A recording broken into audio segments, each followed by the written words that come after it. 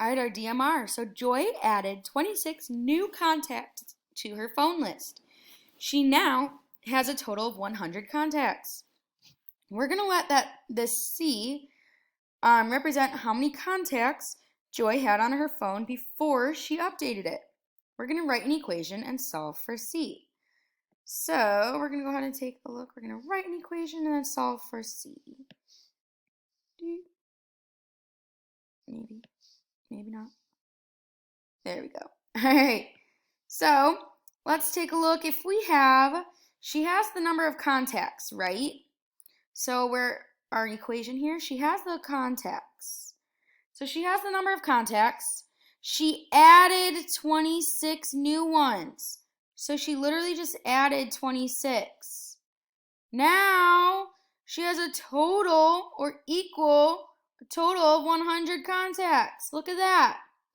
So there's the first part of our answer. So there's our equation.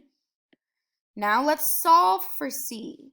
So if I have C plus 26 equals 100, how do I get C by itself? I have that imaginary line down that equal sign. How do I get C by itself? Well, I'm going to do the opposite or the inverse of adding 26, which is subtracting 26. So I'm going to subtract 26 from 100. 26 minus 26 is 0, so we're left with C, or the number of contacts that she started with on the left-hand side of our equal sign.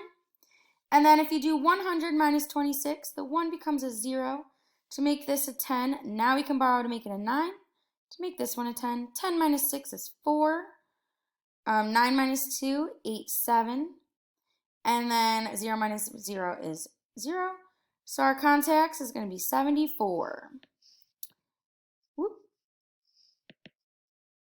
There we go. All right, so that is going to be it for the DMR. Great job.